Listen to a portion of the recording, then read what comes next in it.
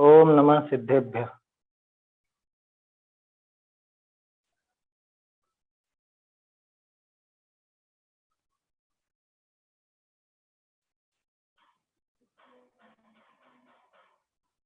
मंगलमय मंगल करण वीतराग विज्ञान, नमोता ही जाते भय अरहंतादि महान। करि मंगल करि हो महाग्रंथ करण को काज, ता जाते मिले समाज सब पावे निज पद राज। असरण शरण जिनेस को समव शरण शुभ थान, ताको वर्णन जान करी पावहु चैन सुजान।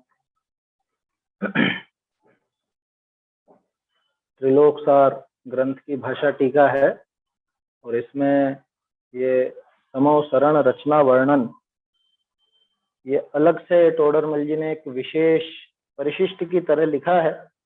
इस पर अपनी चर्चा चल रही है कि 2 दिन में अपन ने इसके तरह तरह के जो गणित के मान हैं उन मानों को भी समझा कि किस तरह से वो गणित समझनी है अपने को यहाँ पर, और बीच में थोड़े बहुत प्रश्न भी उठे, उन प्रश्नों को भी देखा।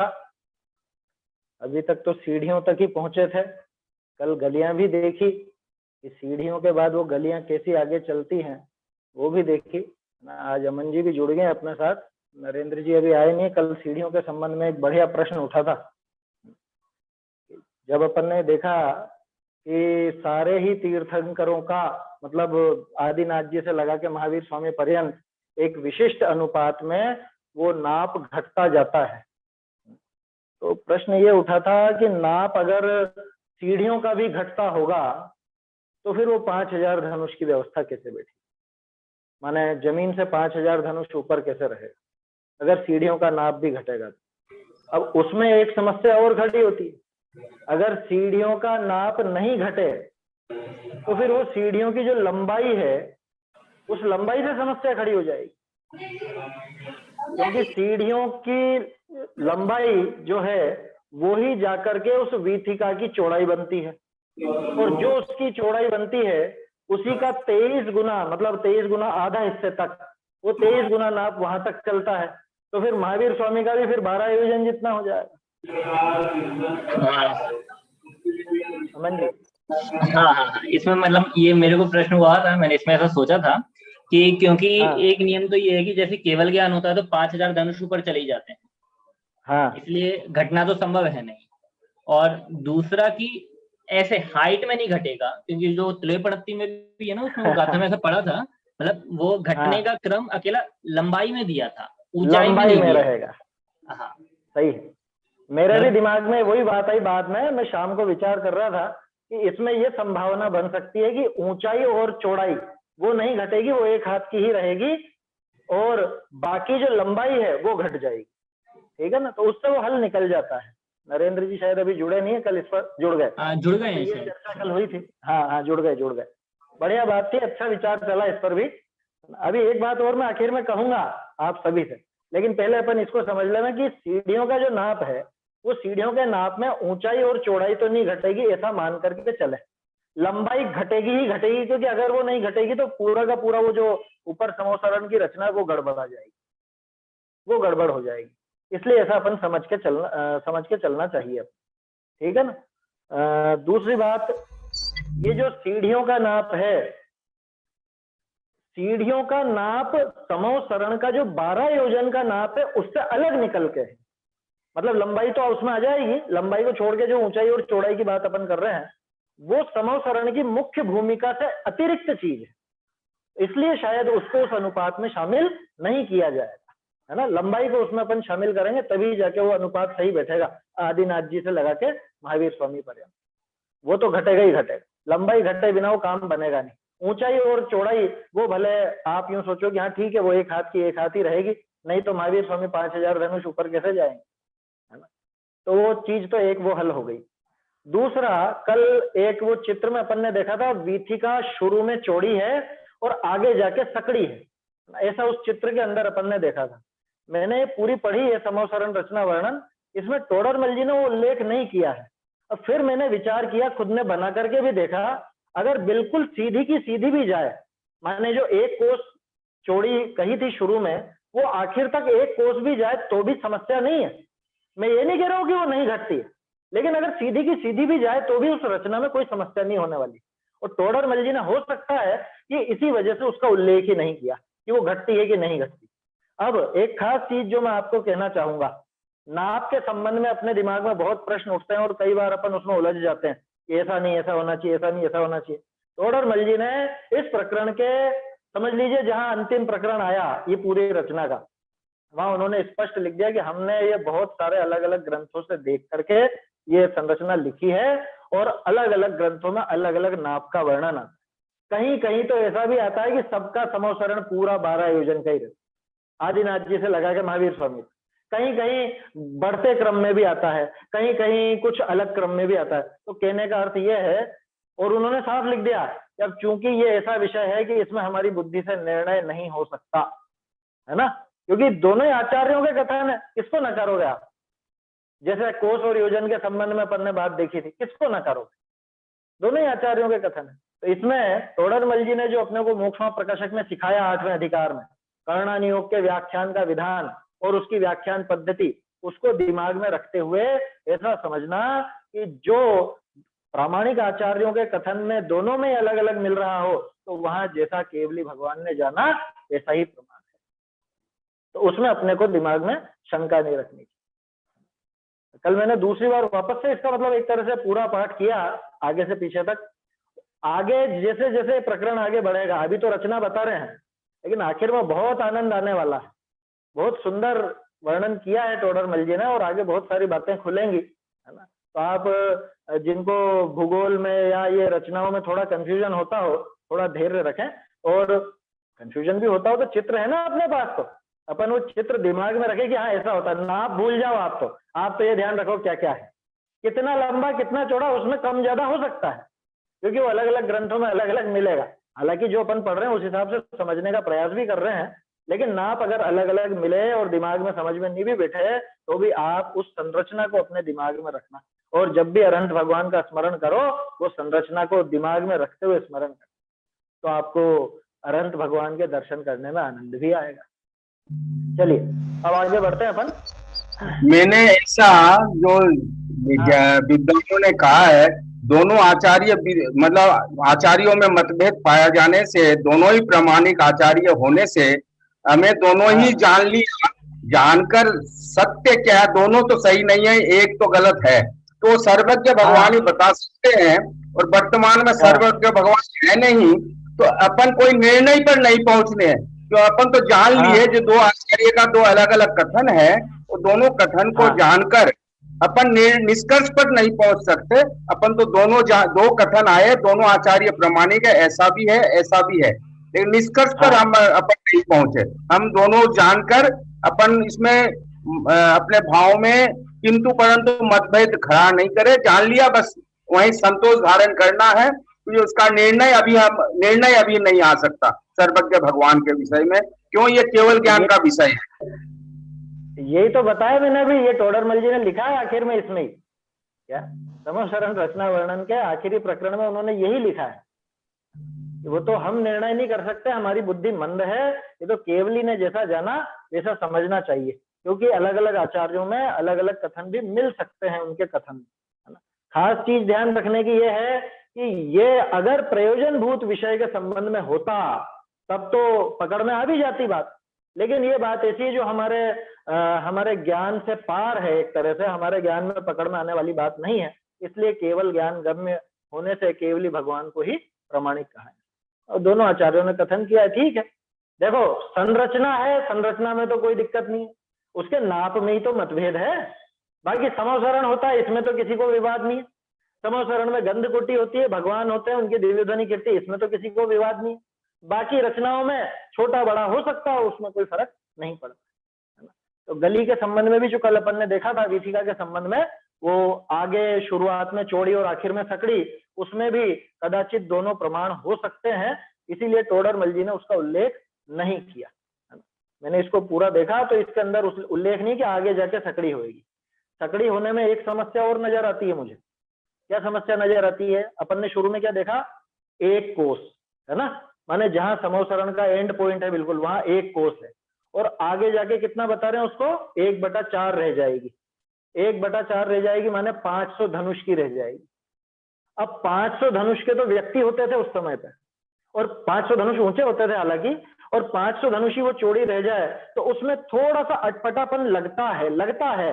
दिक्कत तो वहां भी नहीं होगी। दिक्कत क्यों नहीं होगी? क्योंकि देवों की विक्रिया ऐसी है कि हजारों की भीड़ भी वहां भीड़ नहीं लगती, लाखों की भीड़ भी भीड़ नहीं लगती, तो वो कोई कंजस्टेड होने वाली बात तो खैर बनेगी नहीं, लेकिन फिर भी थोड़ा सा वहां पर अटपटा लग सकता है। खैर, जैसा अपने को ग्रंथों में मिले वैसा स्वीकार करना चाहिए। कहीं पर अगर सीधी गली मिले तो सीधा स्वीकार करना, कहीं पर घटते हुए क्रम में मिले तो घटता हुआ स्वीकार करना। ठीक है, ये वीथिका का प्रकरण। श्रावकाचार में भी पूरी 1 कोस चौड़ी लिखी है बाहर से लेके अंदर तक, उसमें भी घटती हुई नहीं लिखी। वही मैं कह रहा हूँ, दोनों कथन मिल सकते हैं, और उसको मैंने बराबर ड्राइंग करके देखा तो बाधा नहीं आ रही है उसमें, क्योंकि बीचों बीच तो 2 कोस रहना है तो 2 कोस तो रह जाएगा, क्या दिक्कत है? 1 कोस चौड़ी अगर गली है भी सही तो बीच का हिस्सा जो बीच की वेदी आएगी जहां भगवान विराजमान होते हैं वो 2 कोस रहती है, तो वहां कोई समस्या खड़ी नहीं होगी। आया समझ में? इसलिए उसमें कोई ऐसी समस्या वाली बात नहीं। अच्छा, एक और चीज आपने कल नोट की होगी उस चित्र में, वो जो चित्र था वेदी का, उसमें योजन से नाप लिखा था, और योजन में आखिर में, अमन भाई वो चित्र देखना, वेदी वाला, वीथिका वाला। अच्छा वो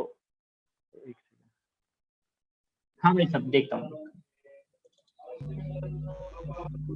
वो होस्ट बनाना पड़ेगा ना। ये योजन चौड़ा हो तो आधा योजन और इधर आधा योजन, बीचों बीच में समोसरण होगा, ऐसा मैं जो पकड़ा हूँ। नहीं, ऐसा नहीं। जैसे जैसे जैसे अपने जम्मू द्वीप का 1 लाख योजन है तो 50,000 योजन है, उधर 50,000 योजन, बीच में सुमेरु पर्वत है, वैसा ही है इसमें घटित होना चाहिए, ऐसा ही इसमें घटित होना चाहिए।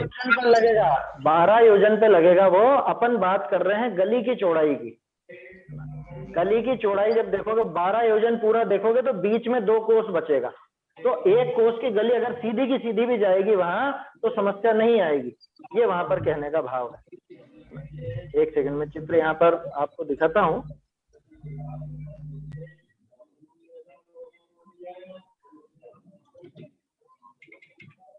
हाँ, ये देखिए इसमें अब वो जो गली का नाप यहाँ पे योजन से दिया था ना, क्योंकि सीढ़ी का नाप भी योजन से था। अब इसको आप देखेंगे तो 8,000 धनुष माने ये 1 योजन दिया है। अपन ने इसको 1 कोस लिया क्योंकि टोडरमल जी ने भी 1 कोस लिया। तो आगे जाके जब इसको 2000 धनुष कहा, 2000 धनुष का अर्थ था 1 कोस, है ना। 2000 धनुष बराबर 1 कोस, तो 1 कोस तो आखिर में पहुंच ही रही है। तो अगर शुरू से भी 1 कोस की रहे तो आगे जाने पर कोई ऐसी समस्या खड़ी होगी, ऐसा कुछ दिक्कत आने वाली बात नहीं लगती, ऐसा यहाँ समझना चाहिए। ठीक है ना। तो ये गली का था ना। चलिए अब इसके आगे बढ़ते हैं अपन, है ना। गली बनी हुई है सीढ़ियों के बाद, माने सीढ़ियां चढ़ने के बाद कोई अगर सीधा जाना चाहे तो वो इन गलियों के, गली अपना शब्द है, तोडरमल जी ने गली दिया, इसको संस्कृत में वीथी बोलते हैं और वीथिका भी कहा जा सकता है। लेकिन अब ध्यान रखना, वीथिका और वेदिका 2 अलग अलग चीजें हैं। कोई वीथिका और वेदिका में कंफ्यूज हो जाए तो इसलिए अपन गली शब्द ही वापर रहे हैं। समझ में आया? गली शब्द का ही अपन प्रयोग करेंगे। चलिए अब अपन पढ़ेंगे आगे का विषय। मैं यहाँ स्क्रीन पर दिखाता हूं आपको।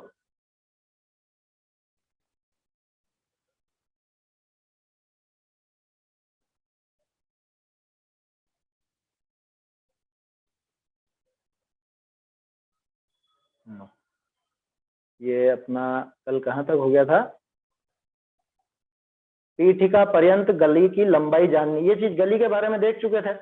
बहुरी 3 वेदी की चौड़ाई, हाँ अब यहां से अपने को देखना है क्योंकि वेदिका की बात आ गई थी। 3 वेदी की चौड़ाई, है ना। चलिए कौन पढ़ना चाहता है? पढ़िए। बहुरी 3 वेदिनी की चौड़ाई वृषभ के 7.5 से धनुष औरनी के क्रम ही जाननी। लंबाई गली की लंबाई प्रमाण जाननी।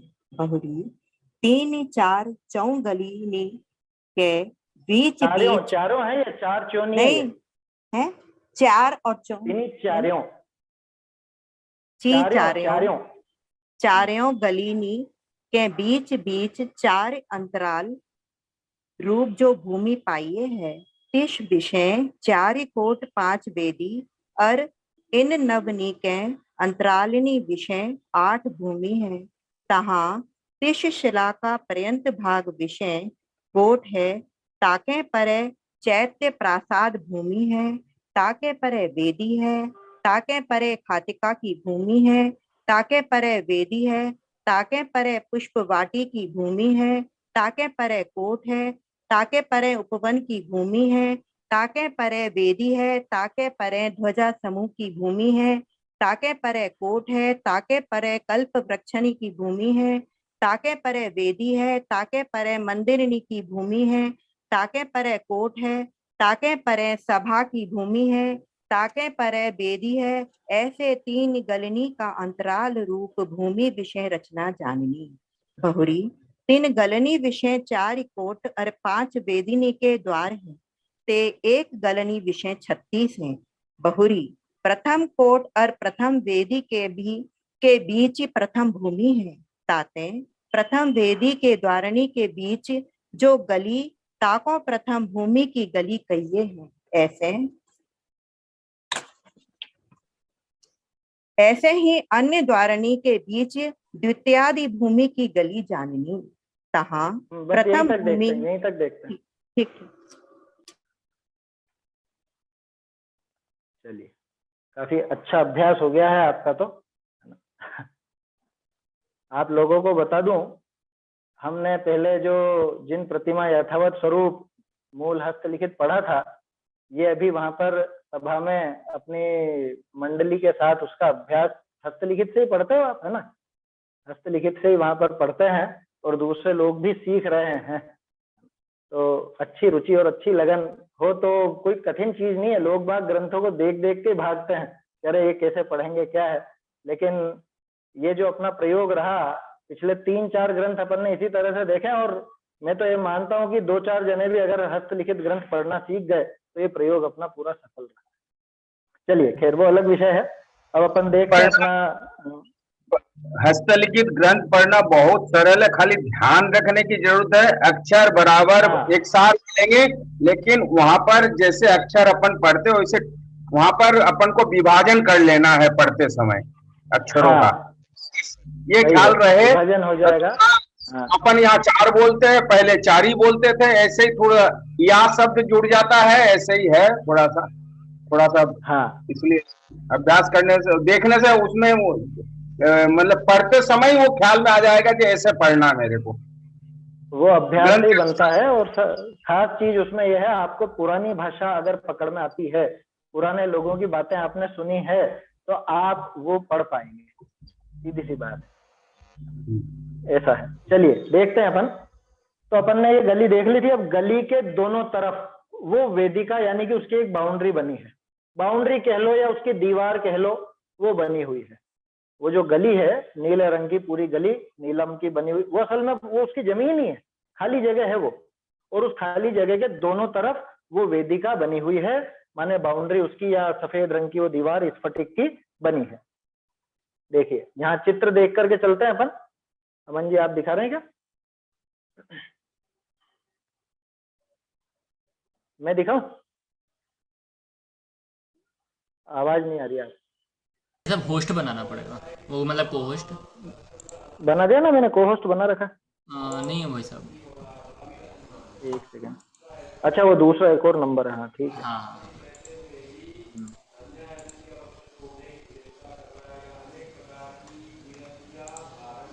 बना दिया मैंने।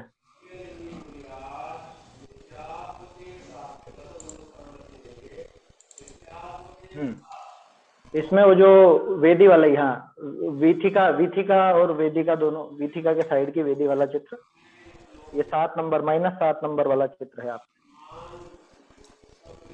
वीथिका वाला ना ये तो हाँ हाँ भाई साहब यही ना, एक के बाद हाँ एक के बाद एक क्या है?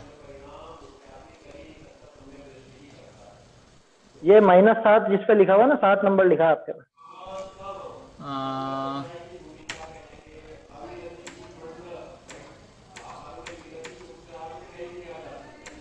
वही गली और उसकी वेदी।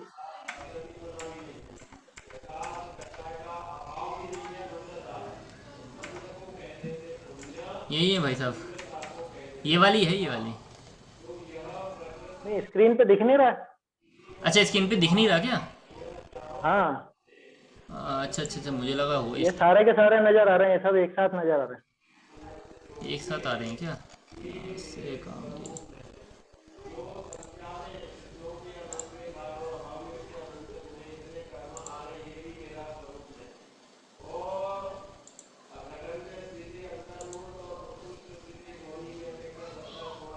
मैं दिखाऊं क्या इधर से?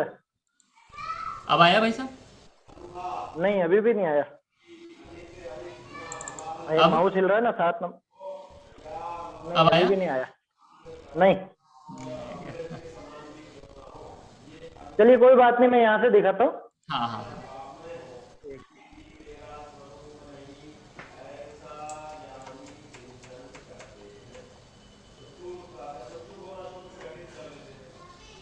सबको दिख रहा है ना ये अब?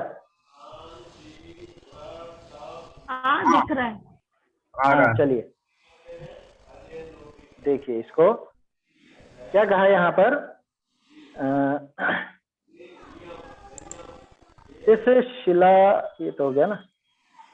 बहुरी इस गली के दो तरफा 2 स्फटिकमयी वेदी है। 2 स्फटिकमयी वेदी है यहाँ पर। ये जो अपने को हाईलाइट वगैरह कैसे करते हैं इसमें।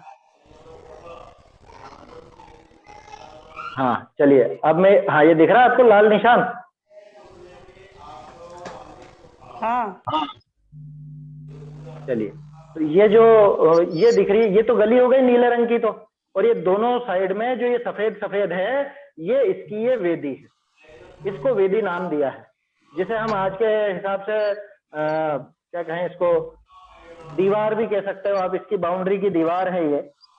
तो ऐसी स्फटिकमयी वेदी है। तो 2 वेदिनी के बीच तो गली की चौड़ाई जाननी। दोनों वेदियों के बीच में, ये वेदी और ये वेदी, इन दोनों के बीच में गली की चौड़ाई है। और समवसरण भूमिका का अंत ते लगाए पीठिका पर्यंत गली की लंबाई जाननी। ये है अंत और ये है इसका एक तरह से प्रारंभ मान लो या सेंटर मान लो, है ना। प्रारंभ तो नहीं कहना चाहिए, सेंटर हो गया ये तो अपनी गली की लंबाई और ये गली की चौड़ाई कहलाएगी। गली की चौड़ाई इज इक्वल टू सीढ़ियों की लंबाई, ठीक है ना। समवसरण की भूमिका के अंत ते लगाए पीठिका पर्यंत गली की लंबाई जाननी। बहुरी 3 वेदिनी की चौड़ाई वृषभ के 7.5 से धनुष, यानी आदिनाथ जी की बात करें अपन, इसको थोड़ा बड़ा कर लेते हैं। आदिनाथ जी के समय की बात करें तो इस वेदिका की चौड़ाई, ये चौड़ाई मतलब मोटाई जिसको अपन कहते हैं दीवार की मोटाई, वो मोटाई रहेगी 750 धनुष। और के क्रमहीन जाननी, बाकी के क्रम से हीन होती जाएगी। कौन से क्रम से? वही जो अपन ने देखा था, 1/24 1/24 घटाते जाओ और नेमिनाथ जी के महावीर स्वामी के 1/48 घटाते जाओ, ठीक है ना। उस हिसाब से क्रम से हीन जानना। और लंबाई, लंबाई प्रमाण जानना। लंबाई गली की लंबाई, लंबाई प्रमाण जानना। बहुरी तिनी चारों गलिनी के बीच 4 अंतराल रूप जो भूमि पाइये है। अब ये दूसरा चित्र आएगा यहाँ पर अपना। अब इनमें अंतराल कौन सा आया? अंतराल आएगा मैं सब पहले पहले इससे पहले ये रहा, ये रहा ना, ये वाला हो गया ना। हाँ, ये तो आ गई अपनी महावीथी जो गली है। और इस गली, ये गली, ये लाल डॉट देखिए आप, तो ये वाली गली और ये वाली गली, इन दोनों के बीच में ये कहलाता है अंतराल, ठीक है ना। ऐसा ही अंतराल यहाँ भी है। ऐसा ही अंतराल आपको ऊपर की तरफ भी मिलेगा, मतलब उत्तर दक्षिण पूर्व पश्चिम चारों दिशाओं में तो गली, और इन चारों के बीच में यानी उत्तर पूर्व के बीच में, उत्तर पश्चिम के बीच में, दक्षिण पूर्व और दक्षिण पश्चिम के बीच में इस तरह का अंतराल आपको मिलेगा। तो इस अंतराल में क्या है कि इस अंतराल में अंतराल रूप जो भूमि पाइये है, इस विषय 4 कोट 5 वेदी और इन नवनी के अंतरालनी विषय 8 भूमि है। ये देखिए, ये जो जिगजैग टाइप दिख रहा है, ये हो गया आखिरी कोट या पहला कोट समझ लो, जो बिल्कुल समोसरण की बाउंड्री पर है। ये कोट हो गया, फिर ये वेदी हो गई, ये वेदी हो गई, ये कोट हो गया, ये वेदी हो गई, ये कोट हो गया, ये वेदी हो गई, ये कोट हो गया, इस तरह से। तो कुल मिला के 4 तो कोट हैं और 5 वेदी है।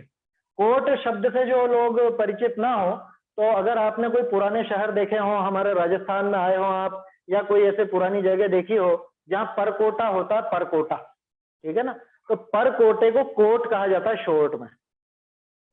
एक सेकंड, ये देखिए, अब आपको यहाँ सबके नाम भी नजर आ रहे होंगे और ये कोट वगैरह भी नजर आ रहे होंगे। यहाँ अमन जी ने बहुत मेहनत की है, ये इन्होंने कोट जो बना है वो जिगजैग आकार में दिए ताकि आपको आसानी से समझ में आ जाए कहाँ पे कोट है और कहाँ वेदी। और वेदी है वो गोल्डन कलर में, इस पीले रंग में बिल्कुल प्लेन दी है। ये जो ऐसा ऐसा ऐसा ऐसा दिख रहा है, ये कोट है, ये वाला कोट, ये दूसरा कोट, ये तीसरा कोट और ये चौथा कोट। और वेदी में ये 1 वेदी, 2 वेदी, 3 वेदी, 4 वेदी और फिर आखिर में यहाँ पे आएगी वेदी, 5वीं वेदी। यहाँ लिखा हुआ भी आप देख सकते हैं, साइड में इधर लिखा हुआ।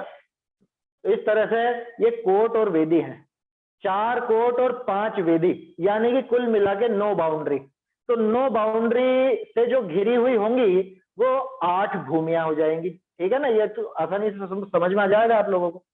जैसे 2 दीवारें हैं, तो 2 दीवारों के बीच में एक ही खाली जगह रहेगी, तो ये 2 दीवारें हो गई, पहला कोट और पहली वेदी। इन दोनों के बीच में, इन दोनों दीवारों के बीच में ये पहली भूमि। फिर ये पहली वेदी और दूसरी वेदी, इन दोनों के बीच में दूसरी भूमि। फिर दूसरी वेदी और ये दूसरा कोट, इन दोनों के बीच में तीसरी भूमि। ऐसे करके ये 1 बाउंड्री और 1 भूमि, 1 बाउंड्री 1 भूमि, 1 बाउंड्री 1 भूमि। अब वो बाउंड्री कोट के रूप में भी हो सकती है और वो बाउंड्री वेदी के रूप में यानी दीवार के रूप में भी हो सकती है। चलिए देखते हैं इसको।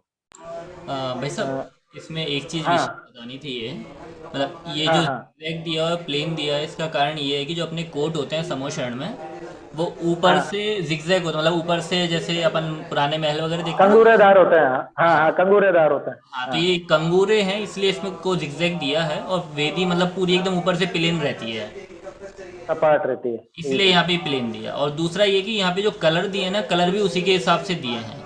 मतलब जैसे काला है तो काला अकेला काला नहीं है, ये सप्तविरंगा होता है, वो 5 रंगों वाला होता है। हाँ, वो आगे है ना एक चित्र में, हाँ, धूलिसाल कोट वगैरह जो आएगा। हाँ। और ये गोल्डन कलर है, मतलब गोल्डन कलर की ये वेदियां हैं। हाँ, वेदी का तो सबका एक जैसा रंग बताया था यहाँ पर। हाँ, और एक ही जो व्हाइट कलर की है, स्फटिक मणि की है जो आगे हैं। हाँ। और दूसरा इनकी मोटाई भी इनके हिसाब से बताई है, जैसे पहला कोट है उसके बराबर दूसरे वेदी की, पहली वेदी की मोटाई है। फिर ये बीच में एक मोटाई थोड़ी ज्यादा सी आ गई। हाँ, तो ये वेदी की वहां पर भी मोटाई ज्यादा है, इसलिए यहाँ पर ऐसा दर्शाया है, मोटाई ज्यादा है।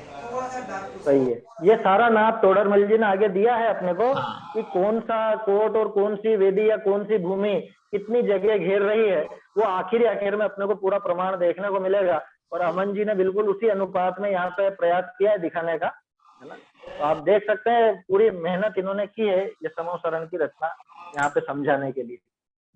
चलिए, क्या कहा है यहाँ पर, 3 चारों गलिनी के बीच 4 अंतराल रूप जो भूमि पाइये है, इस विषय 4 कोट 5 वेदी और इन नवनी के अंतरालनी विषय 8 भूमि। क्लियर हो गया यहाँ तक? तो 8 भूमिका है, इस तरह से है।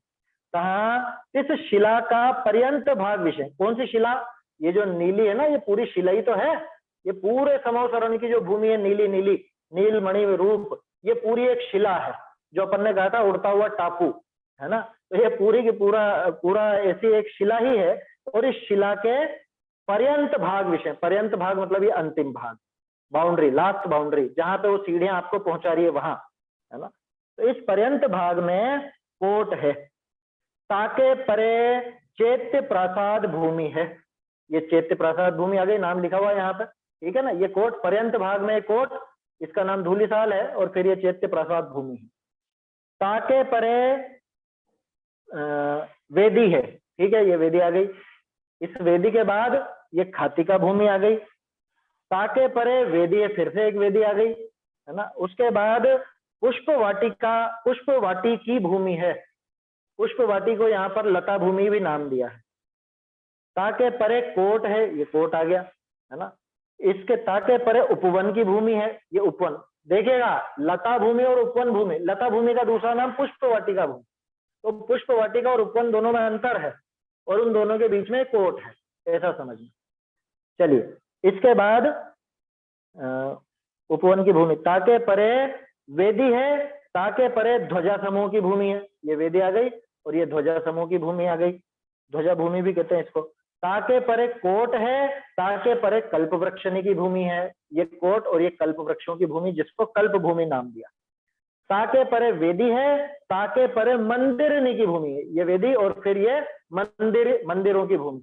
तो यहाँ पे भवन क्यों लिख दिया? इसका जवाब यह है कि मंदिर शब्द का अर्थ जिनालय नहीं होता।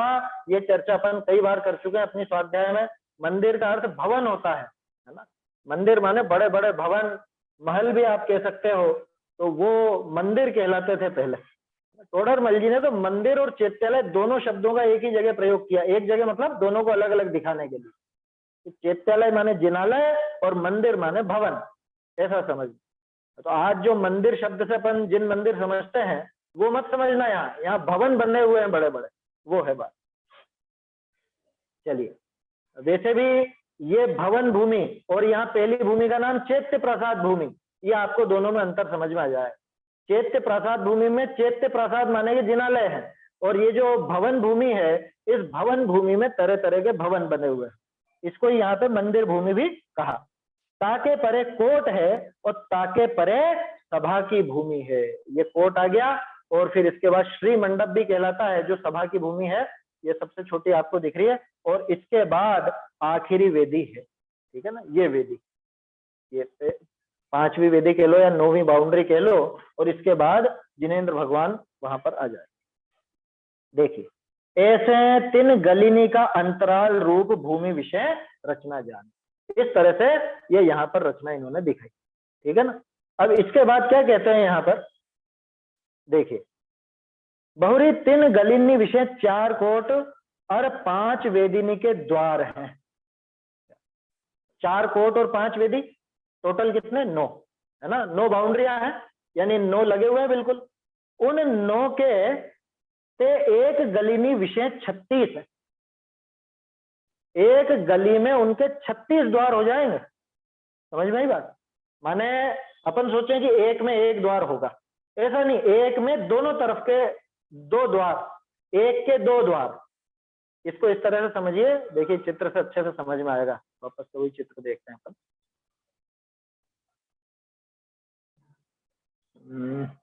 अमन जी बताना किसमें नजर आएंगे वो द्वार। तो ये तो खैर उसका आ गया अपना वीथिका का।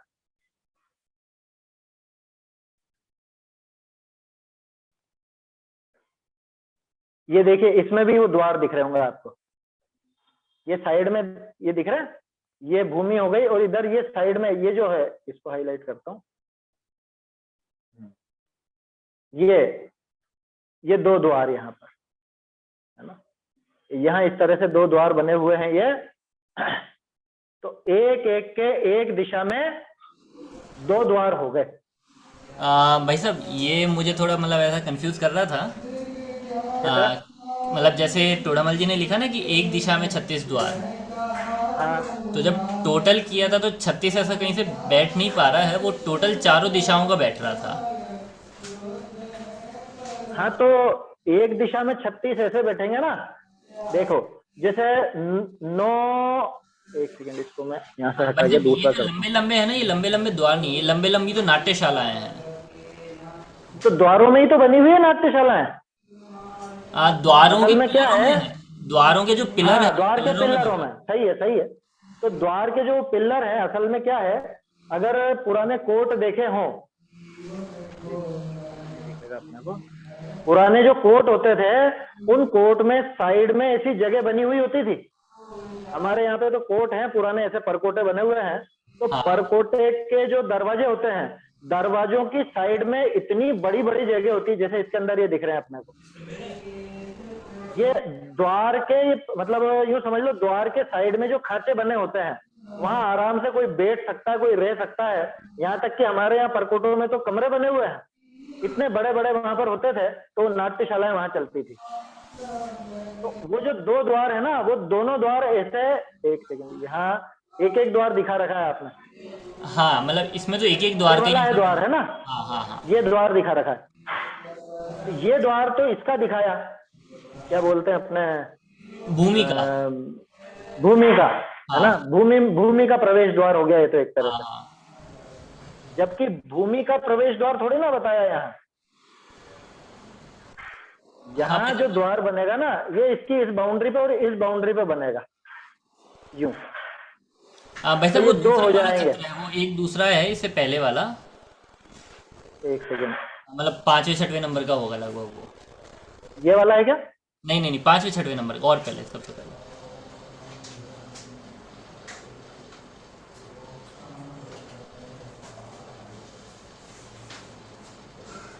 ये एक और, हाँ ये यही कह रहे हैं ना आप, ये वाला एक सेकंड, हाँ ये द्वार आ गए, ठीक है। पर ये एक दिशा में 9 है, मतलब एक दिशा में 9 है, क्योंकि 5 कोट हैं और 4 वेदी हैं, सॉरी 4 कोट हैं और 5 वेदी हैं। हाँ, तो एक वेदी संबंधी एक कोट, एक द्वार। हाँ, तो ऐसे 9 संबंधी 9 दीवारों संबंधी 9 द्वार हो गए, तो एक दिशा में 9 द्वार हो गए, तो 4 संबंधी वो 16 हो पाएंगे। नहीं नहीं, तो एक दिशा में अगर देखोगे भी तो एक वेदी के या एक कोट के 18 बनते हैं, क्योंकि यहां से देखो अपन तो, जैसे एक द्वार, इसको मैं हाईलाइट करता हूं, एक द्वार इस साइड हुआ, अब देखना इसे, एक द्वार जैसे इस तरफ हुआ है ना, तो एक द्वार यहां भी तो होगा। हाँ, ये 2 हो गए यहां पर। हाँ, तो ये यहाँ पे 9, इस तरफ 9 द्वार, तो यहाँ तो हाँ, 9 द्वार इस साइड, हाँ, ऐसे। तो एक ही वेदी के एक दिशा में, मतलब एक वेदी के 2-2 हो गए यहाँ पर भाई साहब फिर भी 36 नहीं बैठेंगे। एक सेकेंड, यहाँ पे 9 हो गए, यहाँ 9 हो गए, यहाँ 9 हो गए, यहाँ 9 हो गए, तो 72 बैठ जाते हैं इस तरह से, है ना। हाँ, मतलब वो एक बीच वाली, मतलब जो सफेद पट्टी है, रास्ता है अपना, गली है, तो हाँ, एक गली में 9 द्वार होंगे। हाँ 9 द्वार, वो 9 वेदी और कोर्ट के तो 9 समझ में आते हैं। हाँ, और ऐसे ही दूसरी साइड के 9 और जोड़ देंगे, 18। फिर हाँ, तीसरी तो वो साइड के 18 9 हो और जाएंगे। जोड़ देंगे, फिर ऐसे, मतलब ऐसे मिला के 36 तो हो जाते हैं। नहीं तो 36 क्यों होंगे, 72 होंगे ना फिर तो। नहीं भाई साहब, 9 इस तरफ होंगे, 9 इस तरफ होंगे, वो 9 तो इस तरफ पिलर होंगे, है, 9 इस तरफ होंगे। एकदम कॉर्नर पे तो पिलर बने हुए हैं, पर द्वार तो नहीं, दोनों पिलरों को पिलर तो मिला के है। द्वार बनेगा ना। नहीं समझे मेरी बात भाई, एक तो इस दिशा से अगर कोई यहाँ घुसना चाहे, हाँ, तो यहाँ बंद थोड़ी ना होगी एंट्री, यहाँ से भी तो द्वार होगा ना। नहीं वेदी के अंदर द्वार नहीं है, वेदी तो पैक है, वो भूमियों के अंदर द्वार है। फिर भूमि के अंदर द्वार है तो बराबर बैठेगा फिर तो 36, नहीं, भूमि के अंदर फिर 2-2 द्वार बन भाई जाएंगे। साहब 32 बैठेंगे, 32, क्योंकि 8 भूमि है ये अपनी। हाँ, 8 भूमि एक साइड, फिर दूसरी साइड, मतलब एक वीथी संबंधी 16 द्वार बैठेंगे। हाँ, तो एक सेकंड अपन यूं देखते हैं ना, इधर 1 2 तो 3 4, अगर 2-2 की गिनती लगाएं तो 2 2 4 2 6 2 8 10 12 14 और 16 बैठते हैं तो 16। हाँ, वो गणित नहीं बैठ रही अपनी इसमें। हाँ, 36 किस तरह से हैं। 3 गलिनी विशेष, 4 कोट और 5 वेदिनी के द्वार हैं, है ना।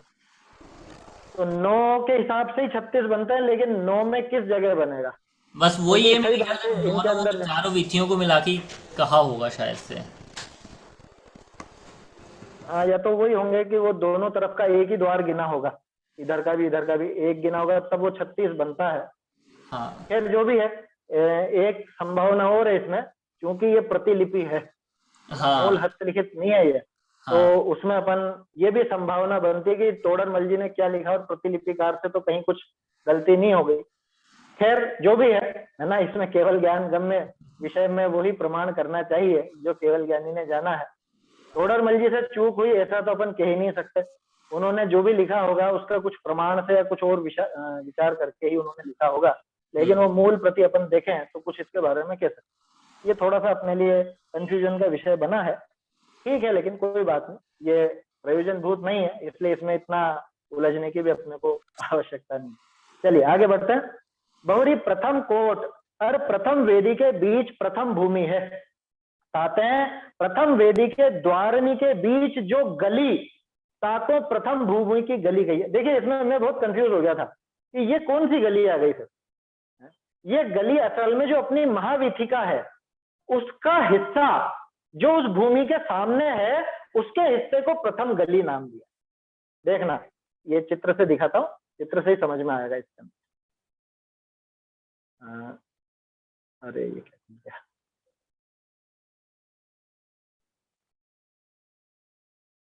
वो असल में ये चित्र देखने पे बहुत स्पष्ट हो जाता है कि ये चीज यहाँ पर है।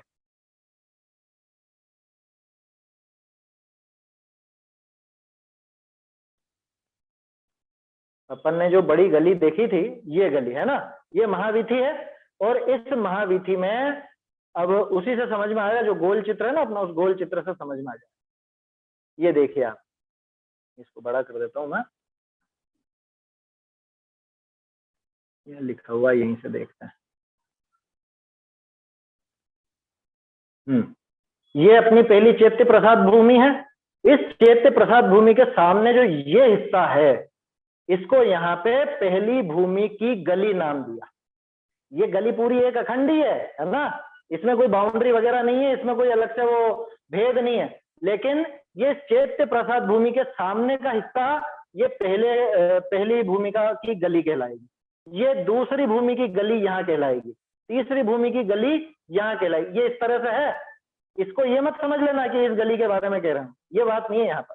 ये तो भूमि है और इसके सामने जो लिखा है ना स्पष्ट, प्रथम कोट और प्रथम वेदी के बीच ही प्रथम भूमि है। ये चैत्य प्रसाद भूमि, पहला कोट और पहली वेदी, इन दोनों के बीच में चैत्य प्रसाद भूमि। चैत्य प्रसाद भूमि के बीच प्रथम भूमि कहते हैं प्रथम वेदी के द्वारनी के बीच पहली वेदी, ये रही पहली वेदी के द्वार के बीच, ये दो द्वार हो गए, एक द्वार यहाँ एक द्वार यहाँ, इनके बीच में जो गली है ना, ताको प्रथम भूमि की गली कहिए, ये पहली भूमि की गली कहलाती है। समझ में आई बात? ये जो गोल डॉट यहाँ पे लगा है, ये डॉट क्या है ये भी आपको बताता हूं मैं। ये पहली भूमि के बीच में, मतलब पहली भूमि के सामने ये पहली गली है। ऐसे ही अन्य द्वारनी के बीच द्वितीय आदि भूमि की गली जान, दूसरी भूमि के सामने वाली गली दूसरी की गली, ये तीसरी गली, ये चौथी गली, ऐसा। हालांकि यहाँ पे भेद नहीं है, लेकिन जिस द्वार के सामने जो गली हो वो उस भूमि की गली कहलाती। देखिए कहा प्रथम भूमि की गली का मध्य भाग विषय तो मान स्तंभ। ये प्रथम भूमि की गली कहाँ है? ये इसके मध्य भाग में, यानी ये जो काला डॉट यहाँ पे लगा हुआ है, ये काला डॉट, ये मान स्तंभ है। समझ में ही बात? ये पहली भूमि भी नहीं है, ये पहली भूमि के सामने का हिस्सा है, और इस सामने के हिस्से में यहाँ पे चारों दिशाओं में आपको चार डॉट नजर आ रहे हैं, ये चार दिशाओं के चार मान स्तंभ है। मान स्तंभ का चित्र यहाँ पे पहले ही होगा शायद। माने ये जो नीली गली अपन ने देखी थी, इस नीली गली के प्रारंभ में ही ये देखिए यहाँ पे शुरुआत में नीली गली का प्रारंभ ये पहली वीथिका के सामने, ठीक है ना, पहली भूमि के सामने ये मान स्तंभ की संरचना होती, ठीक है। चलिए कहा प्रथम भूमि की गली का मध्य भाग विषय तो मान स्तंभ है, तो चारों दिशानी विषय चार मान स्तंभ है। एक एक मान स्तंभ के चारों दिशानी विषय चार बावड़ी है। अमन जी मान स्तंभ का भी चित्र है क्या बना हुआ अलग से?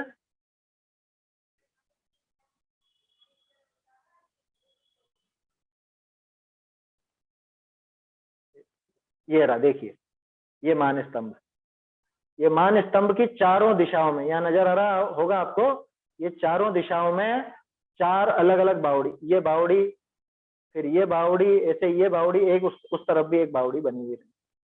देखिए इसी को, चारों दिशानी विषय 4 बावड़ी है। बावड़ी तो सभी समझते हैं, पानी की होती है ना, वो बावड़ी है। बहुरी इस गली के 2 पार्श्वनी विषय 2 नाट्यशाला है। ये तो मान स्तंभ की बात हो गई। मान स्तंभ इस पहली गली के बीच में और इसके साइड से जहां पे वो दोनों दरवाजे हैं उस भूमिका के, ये दरवाजे देखिए, ये जो दरवाजे हैं इनके साइड में नाट्यशालाएं बनी हुई है। ये जो पिलर हैं बड़े बड़े, इनमें बहुत बड़ा स्थान है और काफी जगह है। ये नाट्यशालाएं यहाँ पर होती, ठीक है, इसके दोनों तरफ, इस दरवाजे के दोनों तरफ के पिलर में। बहुरी ऐसे ही, ये तो पहली गली की बात हो गई, ध्यान रखना। पहली गली में विशेषता है, फिर चौथी गली में, फिर छठी गली में। पहली गली चैत्य प्रसाद भूमि, उसके सामने मान स्तंभ, है ना। मतलब पहली गली क्या कहें, मैं बार बार गली बोल रहा हूँ सर। पहली भूमि चैत्य प्रसाद भूमि, उसके सामने की गली, उसमें मान स्तंभ है, ठीक है। और उसके जो दरवाजे हैं, दरवाजे के दोनों तरफ नाट्यशाला है। फिर आ जाइए चौथी भूमि। ऐसे ही चौथी भूमि की गली के पार्श्व विषय नाट्यशाला है, उस गली के भी दोनों तरफ नाट्यशालाएं हैं। बहुरी छठी भूमि की गली के पार्श्वनी विषय तिनते दूनी नाट्यशाला, माने जितनी नाट्यशाला पहली और चौथी में है उससे दुगनी छठी में, ठीक है, ऐसा दूनी नाट्यशाला। बहुरी सप्तमी भूमि की गली विषय नव स्तूप है। अब वो चित्र निकल गया। उस चित्र में आपने देखा होगा, जो अपन ने गोल वाला चित्र देखा था पूरा, उसमें छोटे छोटे डॉट लगे हुए थे। अमन जी दिखाइए तो। हाँ, ये गोल वाले में ही थे शायद।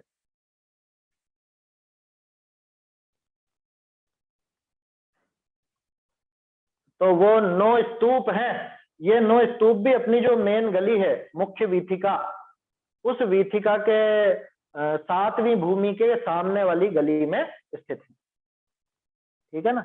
बहुरी 8वीं भूमि विषय 12 सभा है। आया क्या, नहीं आया? भाई साहब ये दिख रहा है क्या? नहीं, कुछ भी नहीं दिख रहा अभी आ रहा है शायद। हाँ, आ गया। ये देखिए, हाँ, पहली जो गली है वहां मान स्तंभ हो गया। चौथी गली में देखेंगे तो उसके साइड में नाट्यशाला है, छठी गली के साइड में नाट्यशाला है, और 7वीं गली के सामने, ये देखिए 7वीं गली है जिसका नाम भवन भूमि है, मंदिर भूमि है।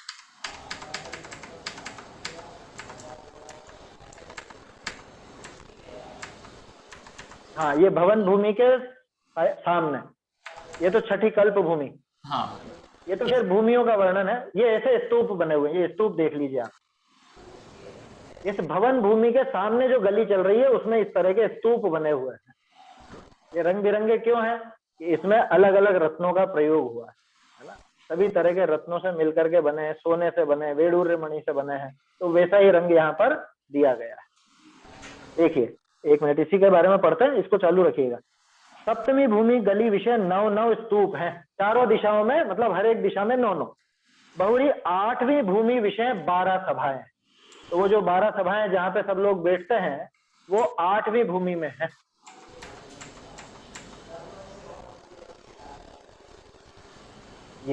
ये 12 सभाएं देखिए, बराबर बाउंड्री वगैरह सब बनी है, खंबे लगे हुए हैं, और ऊपर इसके एक आच्छादन भी होता है, मंडप बना हुआ होता है पूरा। हाँ, ढका हुआ हिस्सा यही है, बाकी कुछ भी ढका हुआ नहीं है। बाकी पूरा समूह शरण खुला है। हालांकि जो भवन वगैरह बने वो ढके हुए हैं, लेकिन ये जो सभा है ये पूरी सभा ढकी हुई होती है। बारिश का डर है क्या वहां पे? बारिश वारिश का कुछ डर नहीं है, लेकिन ये शोभा के लिए इस तरह से संरचना बनी। भाई साहब इसमें एक कारण ऐसा कह सकते हैं, मतलब ये जो आच्छादन है, मंडप है, एक तो नाम ही इसका मंडप है। हाँ, दूसरा ये मंडप है। हाँ, दूसरा ये आच्छादित होता है, स्फटिक मणि से बना हुआ होता है।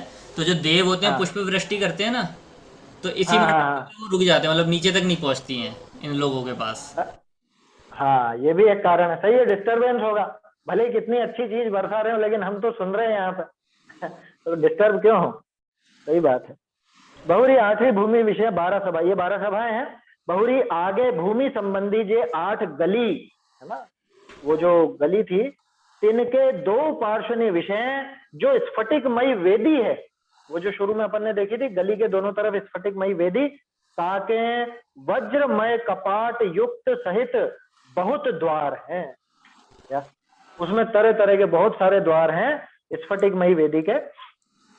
को गलिते तिनी भूमिका नि विषय गया आया चाहे तो इन द्वारनी करी जावे आवे। अमन जी, वो जो आपने 8 भूमियों में द्वार एक एक बनाए थे ना, ये हाँ। उन द्वारों की बात है। वो बहुत सारे द्वार हैं। हाँ, और ये जो 9 वाली बात चली थी, उन संबंधी नहीं, अच्छा 8 संबंधी हैं, ठीक है। हाँ हाँ। हाँ ये लिखा ना, स्पष्ट लिखा है यहाँ पर। देखो फिर से पढ़ता हूँ ये पंक्ति आगे। भूमि संबंधी जो 8 गली है ना, 8 भूमियों की 8 गली, तिनी के 2 पार्श्वनी विषय जो स्फटिकमयी वेदी है, जो वेदी बनी है यानी बाउंड्री बनी हुई है, ताके वज्रमय कपाट युक्त सहित बहुत द्वार, बहुत सारे द्वार है। मानने वो जो 9 थे वो 9 उन वेदी और कोट के ही थे। हाँ, क्योंकि कोट कोई लिफाफे जैसा नहीं होता, वो भी बहुत चौड़ा होता है। और मुझे एक बात ध्यान आ गई है ना, ये चित्र तो हटा देते हैं अपन। मुझे एक बात ध्यान आई वही कोट से, परकोटे किसी ने देखे होंगे तो परकोटे 10-10, 12-12 फुट चौड़े परकोटे होते हैं। और ऐसे होते हैं कि उनके बीच में भी दरवाजे और ऐसे होते हैं, हमारे यहाँ भी हैं, तो उनमें आप जा सकते हो अंदर, परकोटे के अंदर अंदर घूम फिर सकते हो। आए समझ में? पुराने मकान बने हुए होते थे हमारे पहले पास में, मतलब मकान था, तो उसकी दीवारें इतनी चौड़ी थी कि दीवार के अंदर ही उन्होंने एक सुरंग सी बना रखी थी। इसको आप सुरंग कह सकते हो, सुरंग। वो जो 36 बताए ना, वो 36 तो एक तरह से सुरंग के दरवाजे हो गए जो उस कोट और उस वेदी के हैं। और इन भूमि में जाने के लिए, जैसे चैत्य प्रसाद भूमि है, भवन भूमि है, इनमें जाने के लिए तो बहुत सारे दरवाजे, ये यहाँ पर इस वर्णन के अंदर ये स्पष्ट होता है। तो 36 बन जाएंगे, एक एक के 2 बनेंगे एक तरफ, इस तरह से 36 बनेंगे। वो एक साइड में, एक दिशा में 36 है ना। अपन चारों दिशाओं के 72 जो गिन रहे थे, वो एक दिशा में 36 इस तरह से बन जाएंगे। चलिए, बहुत द्वार है, को गलिते तिन भूमिका नि विषय गया आया चाहे। मुख्य गली से मेरा मन हुआ कि चैत्य प्रसाद भूमि में दर्शन करके आ जाऊं, तो उसके लिए भी बहुत सारे दरवाजे, वहां से जा सकते।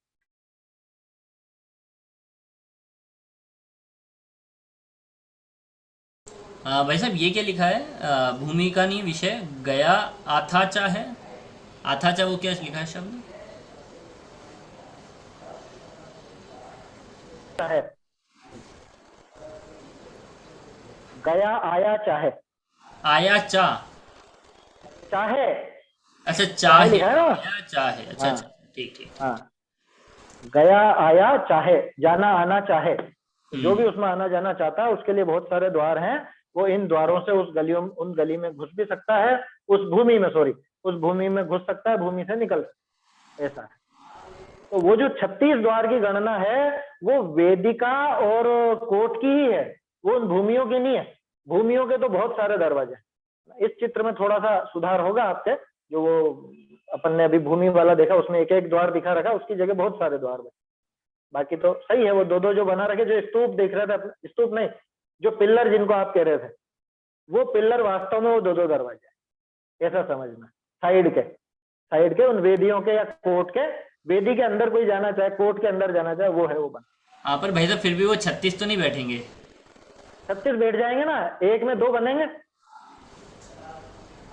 एक में 2 बनेंगे। एक इस साइड, एक इस साइड, तो नहीं एक नहीं गली, नहीं, 2 इस साइड, 2 इस साइड। तो 2 कैसे 2 बनेंगे? इस साइड और 2 ऐसे बनेंगे। देखिए बोर्ड पे दिखाता हूँ मैं, इस पे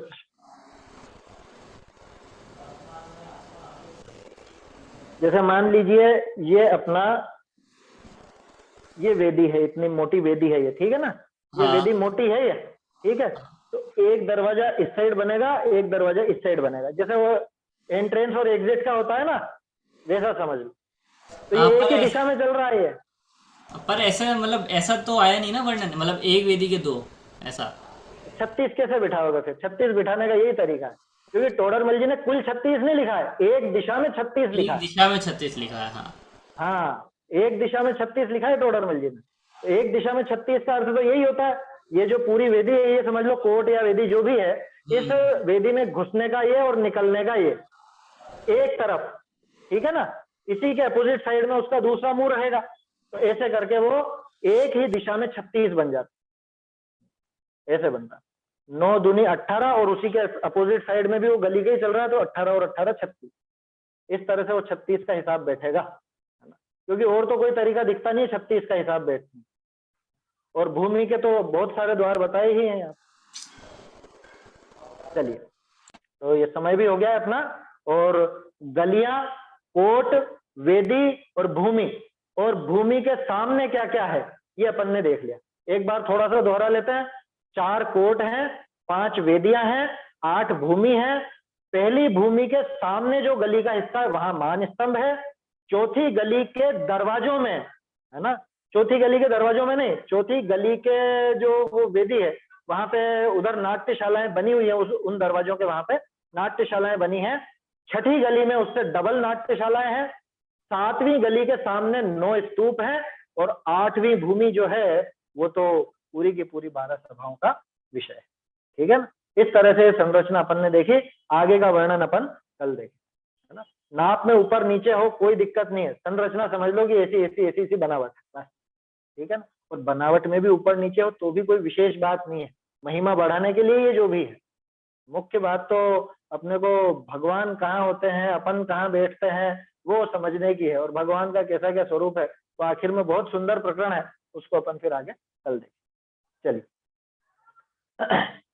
निज निधि निज में बताई यह अनंत उपकार है, इसके लिए जिन वाणी मांगो वंदना शत बार है, वंदना शत बार है।